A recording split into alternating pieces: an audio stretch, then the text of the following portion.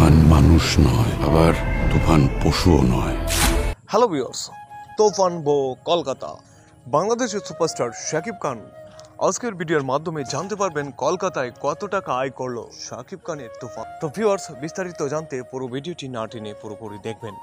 শাকিব মিমির উড়াদুরা জোরে বেসামাল বাংলাদেশ। এবারের বক্স অফিসে তুফানের ঝড় উঠলেও কলকাতার বক্স অফিসে সাড়া দিল না শাকিবের ডাকে। উত্তম কুমারের শহরে কেন বাংলা ছবি চলে না, কলকাতায় এসে প্রশ্ন রেখেছিলেন শাকিব খান। বাংলাদেশের সুপারস্টার তিনি, তবে এবারও ওপার বাংলায় হতাশ করল তাকে। গত 5ই জুলাই ভারতে মুক্তি পেয়েছে বাংলাদেশের বক্স অফিসে সুনামি আনা ছবি তুফান, কিন্তু কলকাতায় সেই ডাকে সাড়া দিল না। রায়হান রাফি পরিচালিত এই ছবিতে শাকিবের পাশে ওরাদুরা মাইয়া মিমির দেখা মিলেছে। বাংলাদেশে এই ছবির টিকিট পেতে যেখানে মারামারি লেগে যাচ্ছে, সেখানে উল্টো ছবি কলকাতার হলগুলিতে রীতিমতো মাতচে তাড়াচ্ছেন হল মালিকরা।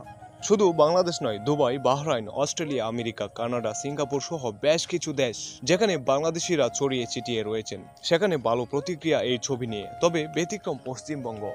তবে এর রিপোর্ট অনুসারে প্রথম 5 দিনে ভারতে এই ছবির ব্যবসা মাত্র 7 লক্ষ টাকা, অর্থাৎ 10 লক্ষরও গণ্ডি পার হতে পারলো না।